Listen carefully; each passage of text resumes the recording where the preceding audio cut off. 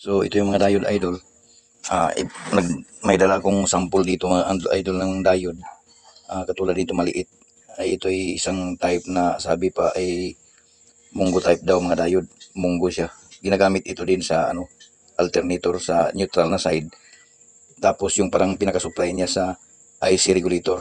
So i-discuss natin din yan mamaya idol.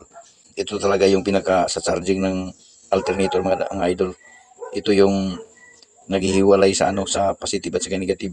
Kaya nagkaroon ng positive negative yung alternator na sinasabi kasi kung pag-isipan natin, intindihin natin sa yung tawag na alternator.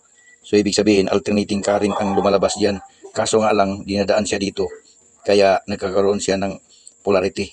So nagiging DC na siya, direct current. Pero ang pinaka-main talaga sa alternator is alternating current ang nagpo-provide ng kuryente.